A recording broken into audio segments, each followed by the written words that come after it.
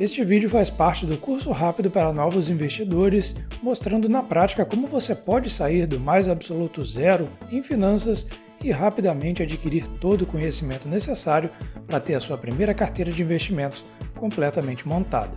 Se você quer aprender a investir de verdade, recomendo fortemente que assista aos vídeos na ordem. Você está assistindo ao vídeo de número 4 do curso Investindo em 120 Minutos. Se inscreva, deixe o seu like e bora pro vídeo. Na fila do banco, o nosso herói Ravi escutou a atendente mandar a seguinte conversa para um dos clientes que estava sendo atendido. Presta bem atenção e vê o que você faria numa situação assim. Tenho uma oferta sensacional para você.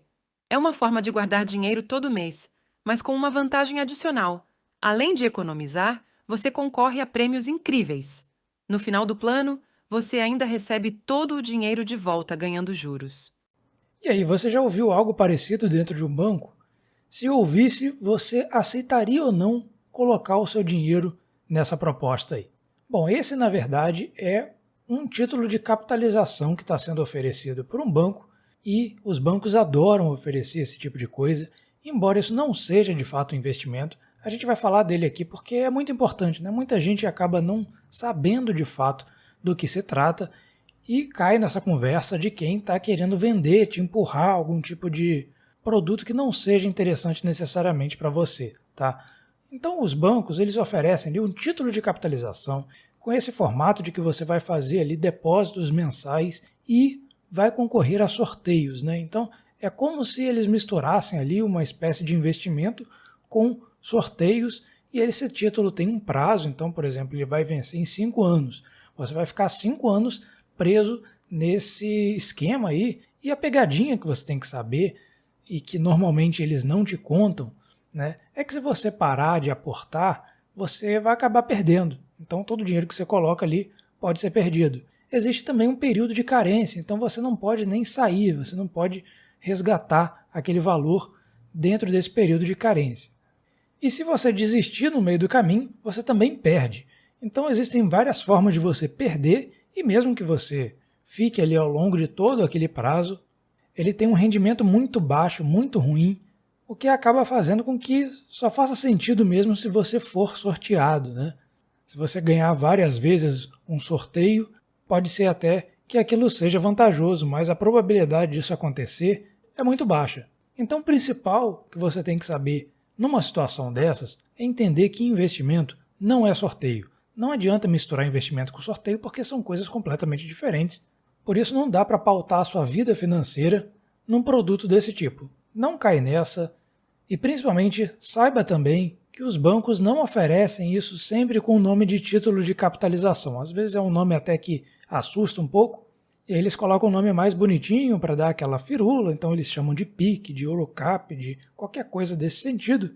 Cada banco pode dar o nome que quiser, mas o fato é que se você aderir a esse tipo de situação, muito provavelmente você vai acabar se arrependendo no futuro. Tá? Para não dizer que ele não serve para absolutamente ninguém, caso você tenha um tio louco dos sorteios que é viciado em participar em tudo que envolve sorte, ele compra bilhete de loteria, ele entra em bingo, se tiver competição de paro ímpar, o que der na telha ele vai testar a sorte dele. Bom, aí sim você pode ir lá e recomendar que ele troque todo esse tipo de jogatina aí por um título de capitalização, porque pelo menos no final do prazo ele recupera todo o dinheiro que ele gastou para participar. É menos pior do que você sempre ficar ali gastando, esperando que a sua sorte vai sorrir para você e acabar não recuperando nada, né? Então, um título de capitalização ele não está no nível dos investimentos, mas ele é um tipo de sorteio que você até tem uma chance razoável de ser sorteado.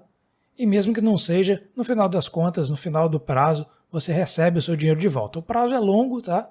Então saiba que isso não é um método de construção de capital, isso não é uma boa alternativa, isso não é sequer um investimento.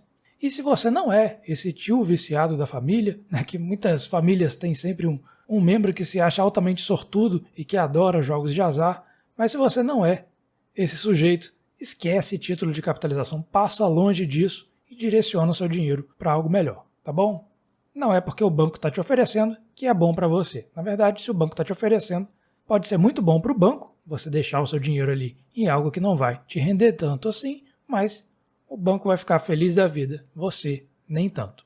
Outro costume bastante frequente do banco é te oferecer um plano de previdência complementar para as pessoas que sabem que não podem ficar dependendo do INSS, porque o INSS pode ser que no futuro ele não consiga te pagar um valor razoável para você ter uma boa aposentadoria, tá? Então essa é uma preocupação muito válida, afinal de contas o sistema previdenciário do nosso país é muito problemático, né? Existem cada vez mais pessoas idosas em relação ao número de pessoas jovens. Então as pessoas estão tendo que se aposentar mais tarde e essa conta nunca fecha, né? No futuro, a quantidade de jovens vai ser muito menor proporcionalmente ao de idosos e para essa conta fechar realmente vai haver um problema previdenciário muito grande e que você não pode correr esse risco, essa incerteza de depender apenas da previdência pública. Então, ter uma previdência privada é sim uma boa ideia. Agora, a questão é como que isso é feito dentro dos bancos, né? Antes de mais nada, vamos pensar aqui, vamos entender como funciona um plano previdenciário. Ele tem 3 aspectos muito importantes na hora de você decidir criar um plano desse. O primeiro aspecto diz respeito ao tipo. Existe o tipo PGBL e o tipo VGBL. O primeiro, ele se aplica mais às pessoas que fazem a declaração completa do imposto de renda, o caso de trabalhadores CLT, por exemplo, enquanto que outros que fazem a declaração simplificada acabam preferindo o VGBL, tá? O caso aí de trabalhadores autônomos, por exemplo. Então, essa é uma decisão, a decisão do tipo de previdência que você vai fazer. Outro aspecto diz respeito à tributação, se é a tributação progressiva ou regressiva que você vai escolher na hora de definir o seu plano previdenciário. A tributação progressiva, ela trata daquela tabela mais conhecida de imposto de renda, que diz que quanto maior for a sua renda, mais imposto você vai pagar, certo? Enquanto que a tributação regressiva, ela define que quanto maior o tempo que você deixar o seu dinheiro aplicado naquele plano previdenciário, menos você vai pagar de imposto. Então, por exemplo, se você aporta hoje no seu plano de previdência, daqui a 10 anos vai atingir a alíquota mínima nessa regra de tributação regressiva. A alíquota mínima é de 10%, certo? Então você pagaria só aí 10% de imposto se deixar o dinheiro aplicado por pelo menos 10 anos. E finalmente a decisão inevitável, né? O terceiro aspecto diz respeito ao fundo de investimento, o fundo que vai gerir os recursos dessa sua previdência. Então o que é um fundo? Um fundo de investimento, ele é nada mais do que um condomínio de investidores. Cada investidor vai lá e contribui com o seu valor, né, com o quanto ele está depositando naquela previdência. Então o fundo ele vai gerir esses recursos, ele vai escolher ali em quais ativos esse dinheiro vai ser aplicado e isso é muito importante porque vai definir se você vai ter uma boa ou uma rentabilidade fraca, né? Então todo mundo gostaria de ter um fundo que tenha bons rendimentos. No caso dos bancos, o problema mora exatamente nesse terceiro aspecto, no fundo, na qualidade da gestão. Os bancos não têm uma preocupação tão grande assim em ter ali os melhores gestores do mercado, nada disso. Então, os fundos de bancos, muitas vezes eles perdem até mesmo para o CDI, né? Se você tivesse investido dinheiro ali na taxa básica de juros, na Selic, você teria um desempenho melhor do que certos fundos previdenciários que você encontra nos bancos. Por isso, existe também a possibilidade de você pensar em investir em previdência através de corretoras de investimentos.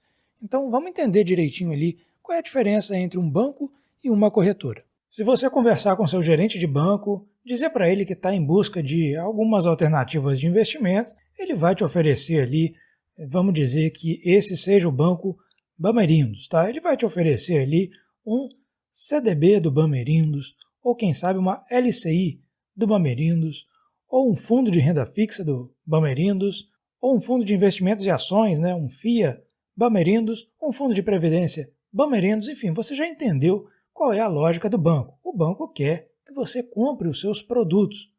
Agora, quando você faz um cadastro numa corretora, ela vai te distribuir produtos dos mais diferentes emissores, como um CDB, por exemplo, do PagBank, do Banco Pan, da Caixa Econômica, um LCI do BTG, do Daicoval, um fundo de renda fixa, né, do Western, do Sparta, por aí vai. Então, a grande lógica de investir através das corretoras é que você estaria ali entrando num grande supermercado dentro do mercado financeiro que distribui os produtos emitidos pelos mais variados agentes do mercado, enquanto que no banco você fica mais restrito, tá? Por isso, para quem quer investir seriamente, vai querer ter à sua disposição mais opções para decidir onde alocar seu capital. Então, investir através de corretoras é essencial para você ganhar mais possibilidade de decisão, mais facilidade na hora de comparar os ativos, né? Quem está buscando um CDB, por exemplo, vai ter ali uma série de CDBs diferentes para tomar sua decisão.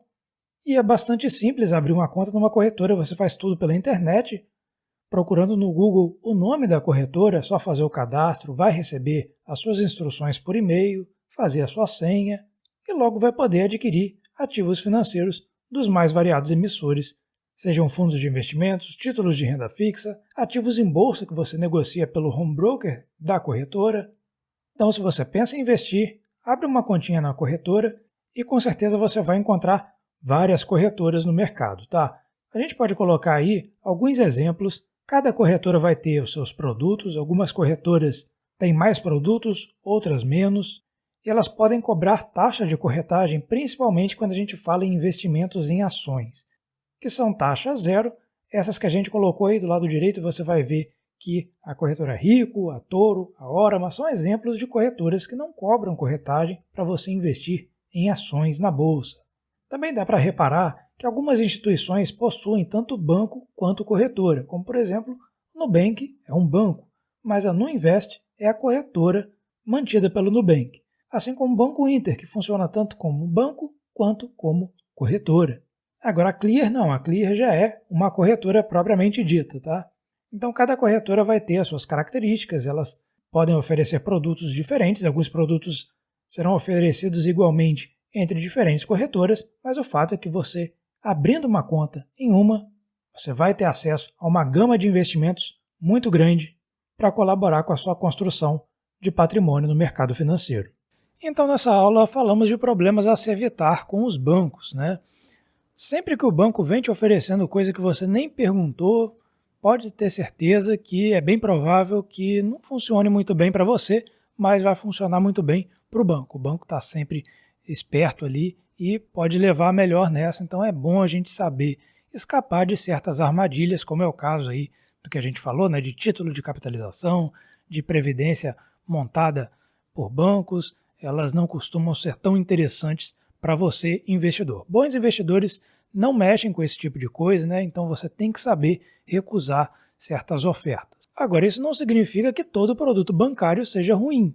Não, existem produtos de bancos que são interessantes sim, que agregam bastante na nossa vida financeira. A gente vai falar deles mais à frente. Então, vamos seguindo aí, vamos para a próxima, que já estamos falando de produtos mais interessantes para considerar na hora de investir.